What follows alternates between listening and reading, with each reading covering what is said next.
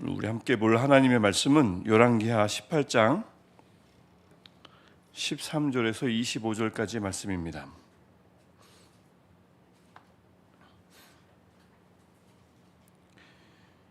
열왕기하 18장 13절부터 25절까지 말씀, 우리 한 절씩 교독하고 마지막 절 25절은 함께 읽도록 하겠습니다.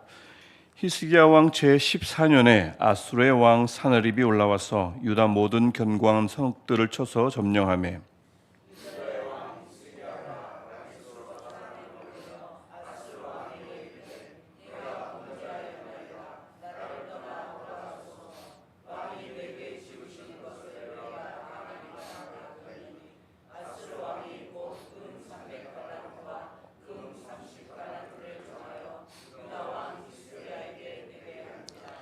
히스기야가 이에 여호와의 성전과 왕궁 곳간에 있는 은을 다 주었고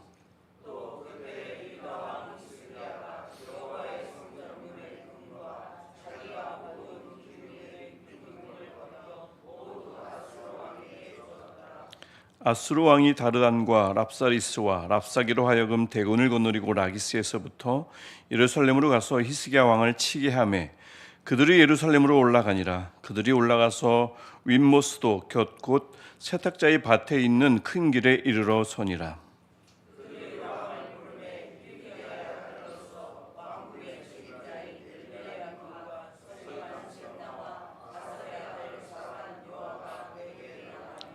랍사게가 그들에게 이르되 너희는 히스기야에게 말하라.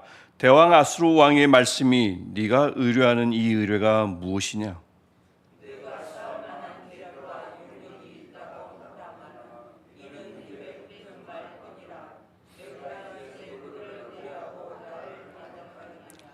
이제 네가 너를 위하여 저 상한 갈대 지팡이 애굽을 의뢰하도다. 사람이 그것을 의지하면 그의 손에 찔려 들어갈지라. 애굽의 왕 바로는 그에게 의뢰하는 모든 자에게 이와 같으니라.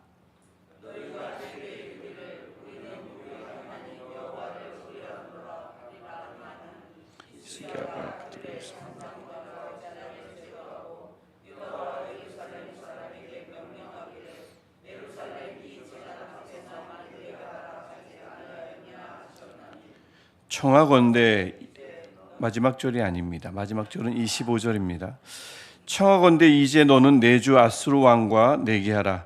네가 만일 말을 탈 사람을 낼 수 있다면 나는 내게 말 2,000마리를 주리라.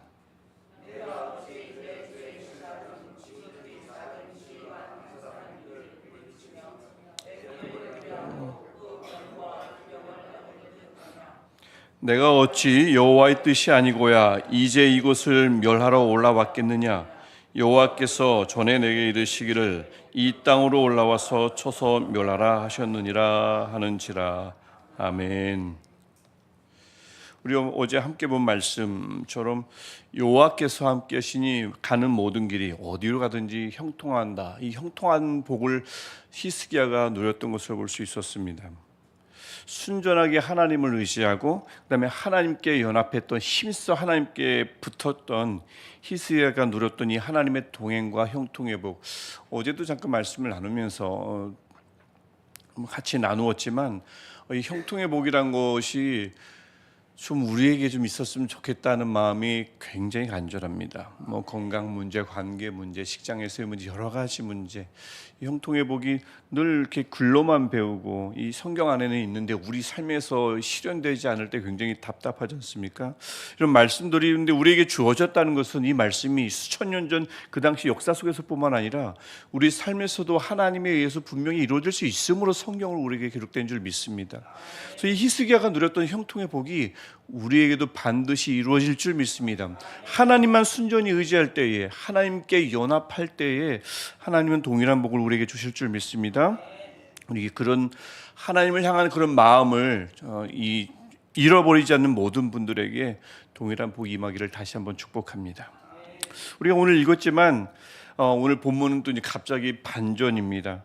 살만에셀에 이어서 아수르 왕이 된 사느립이 남유다를 쳐들어왔습니다. 13절 얘기죠.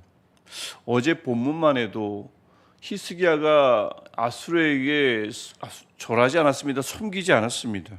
그런데도 아무런 문제가 없었습니다. 적어도 13년 동안은 그랬습니다. 근데 14년째가 되자 왜 갑자기 아수르가 쳐들어왔을까요? 왜 침공을 당했을까요? 21절에 나와 있습니다. 그것이 힌트죠. 정확하게 명시하진 않습니다. 하지만 랍사게의 말을 통해서 무엇을 히스기야가 잘못했는지를 지적이 되고 있습니다. 21절을 보시면 저 상한 갈대 지팡이 애굽을 의뢰하도다. 히스기야가 애굽에게 사신을 구해서 도움을 요청한 게 분명합니다. 이것을 그 당대 선지자였던 이사야가 쓴 30장과 31절을 보면 그 전체 내용이 왜 애굽에게 의지하였느냐라는 내용입니다. 하나님을 의지한다고 하더니 왜 애굽을 의지하느냐, 굉장히 호되게 책망합니다. 그만큼 히스기야가 악수를 둔 것입니다. 안 그랬던 사람인데. 그래서 가만히 보면, 그래서 13절을 보더라도 14년 만에 히스기야의 그 순전한 여호와 신앙이 14년 만에 떨어졌어요. 희석됐습니다. 14년을 못 버텼습니다. 13년까지는 괜찮았던 것 같은데 14년을 못 버텼습니다. 그래서 어디로 가든지 형통하리라, 그 형통을 누렸던 히스기야가 14년 만에 아수르에게 조롱당하는 아주 약한 나라의 왕으로 전락되고 말았습니다. 그래서 사네립에게 히스기야가 하는 말을 보십시오. 14절을 보면 섬기지 않아서 죄송합니다 라는 뜻입니다. 내가 범죄하였나이다 라고 나오죠. 내가 범죄하였나이다. 성경 곳곳에서 이 동일한 표현은 사람이, 하나님의 백성이 하나님께 회개할 때 쓰는 말입니다. 내가 범죄하였나이다. 이것은 그러니까 예배 용어예요. 그냥 일반 대화체가 아니고 구어체가 아니라 사람이 하나님께 드리는 예배 용어입니다. 회개를 구할 때. 근데 그 말을 누구에게 합니까?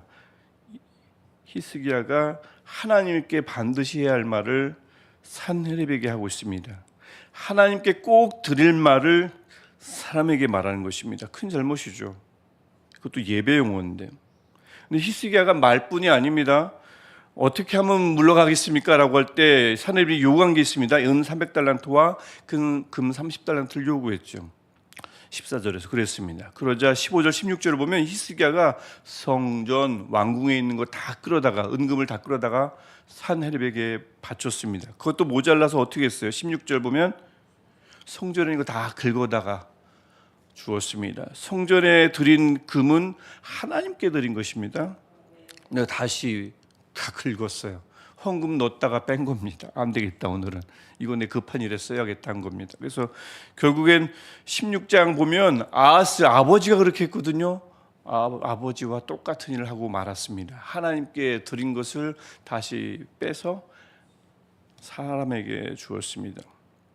살아보려고. 그게 살 길이니까. 그런데 그래서 살 길을 찾았을까요? 안전이 보장되었을까요? 아닙니다. 17절을 보니까 산헤립의 마음에 그 조공이 성에 덜 찬 거예요. 그래서 아수르가 다시 대군을 이끌고 쳐들어왔습니다. 윗모스도 세탁자의 밭까지 이르렀다는 것은 예루살렘 성 바로 밖에, 그 앞에까지 이르렀다는 뜻입니다.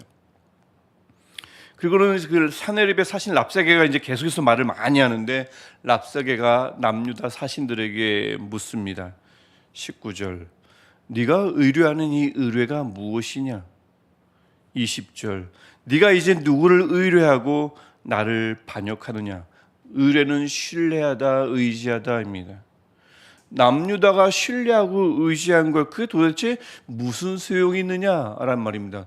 의지할 걸 의지해야죠. 신뢰할 걸 신뢰해야지 누구를 신뢰하느냐라는 반문입니다. 근데 교묘하게 이 랍사게가 히스기야를 지목해서 비난합니다. 두 가지를 비난한 거죠.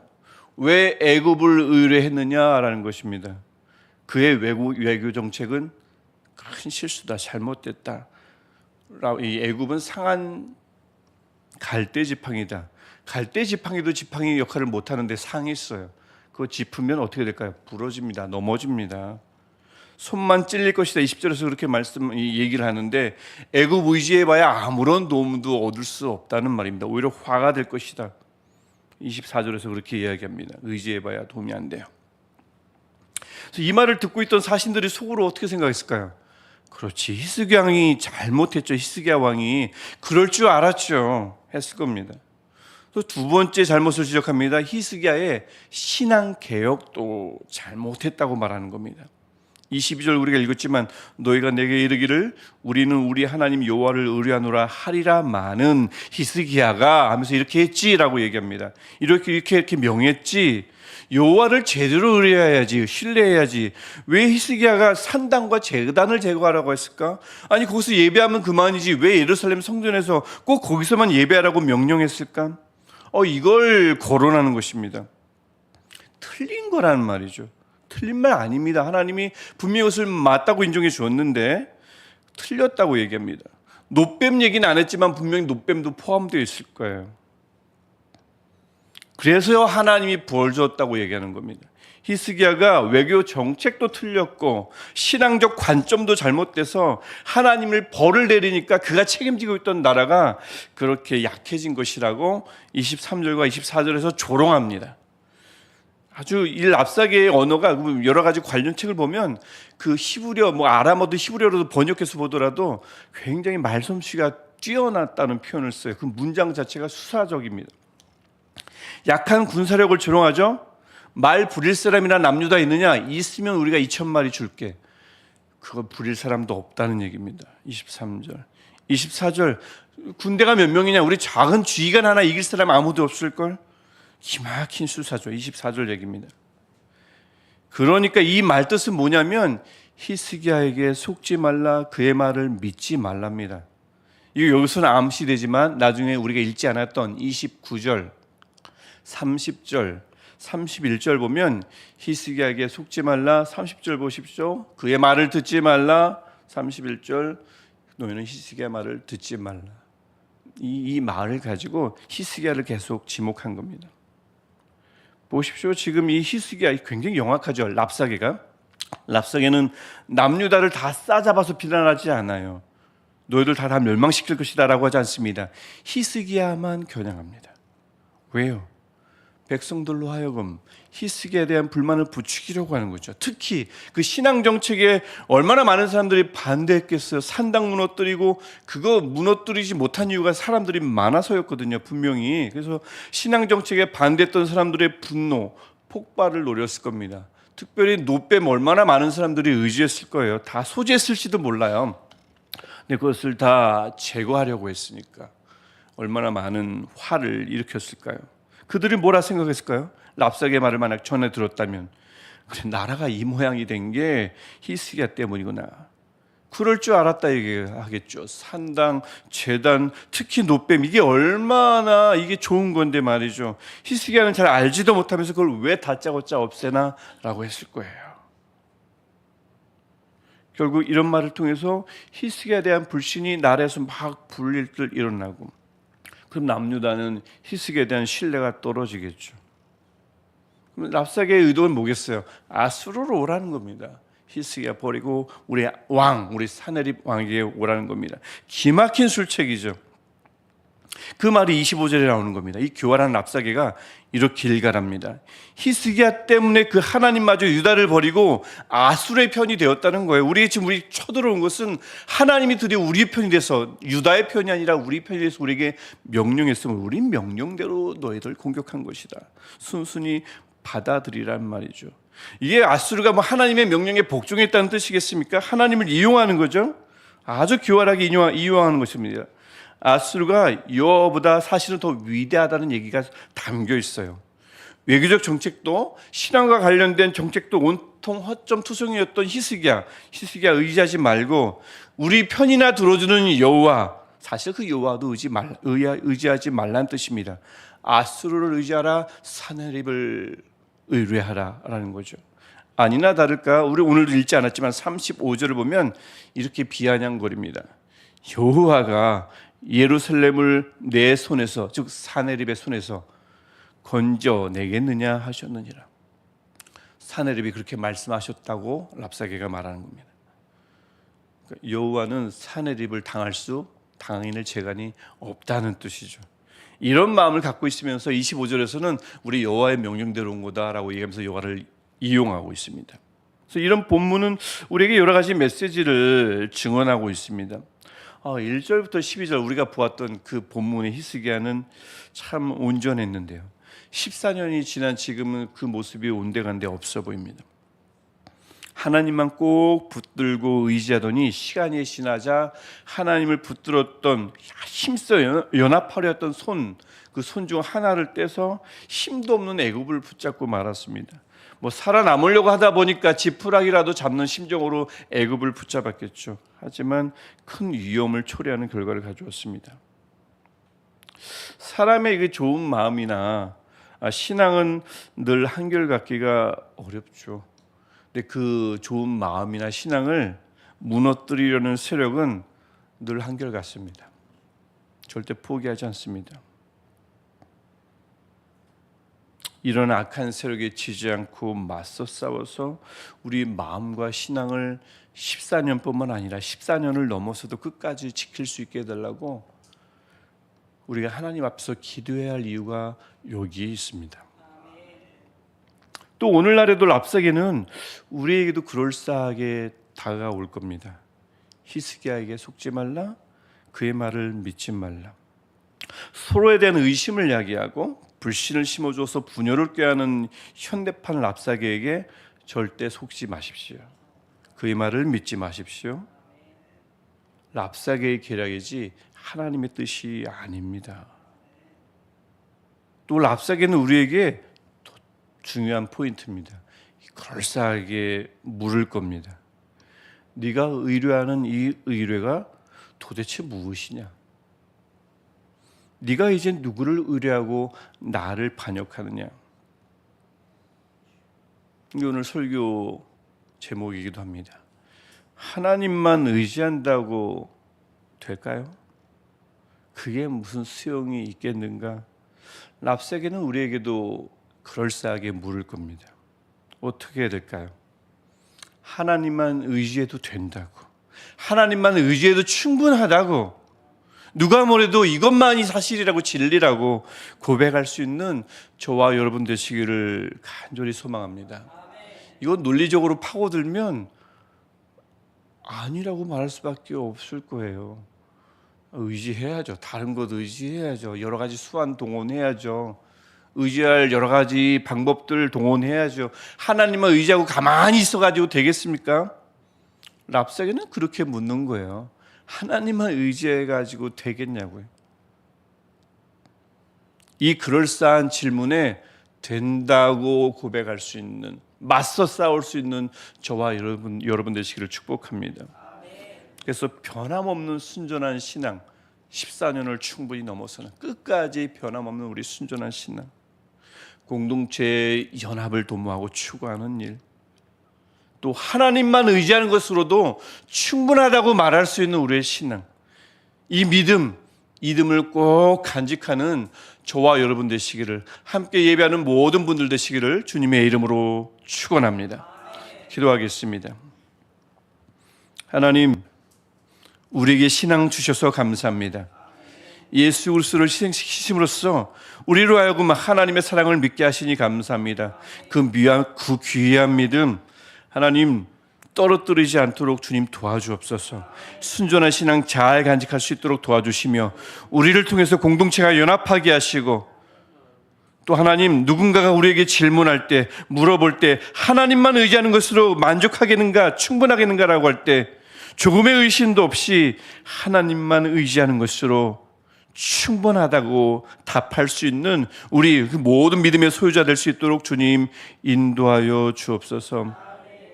하나님, 오늘 무엇보다 또 청소년부 수련회가 있습니다. 그들 마음속에 순전한 신앙을 심어주시고 그 마음속에 하나님을 의지하는 것이 그 모든 방법들 중에, 학교에서 배우는 모든 방법들 중에 가장 최우선임을 우리 아이들이 알게 하옵소서.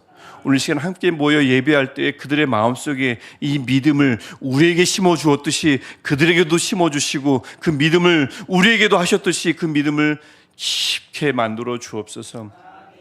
그렇게 하실 예수님의 이름으로 기도드립니다. 아멘. 하늘에 계신 우리 아버지의 이름을 거룩하게 하시며 아버지의 나라가 오게 하시며 아버지의 뜻이 하늘에서와 같이 땅에서도 이루어지게 하소서. 오늘 우리에게 일용할 양식을 주시고 우리가 우리에게 잘못한 사람을 용서하여 준 것 같이 우리 죄를 용서하여 주시고 우리를 시험에 빠지지 않게 하시고 악에서 구하소서. 나라와 권능과 영광이 영원히 아버지의 것입니다. 아멘. 우리가 오롯이 의지할 대상 하나님께 우리가 열심으로 아뢰되, 아까도 말씀드렸듯이, 좀 전에 말씀드렸듯이 오늘 있을 청소년부 우리 수련회 함께 금요기도에 함께 모여 예배할 우리 청소년들 위해서 중보하며 기도하겠습니다. 하나님,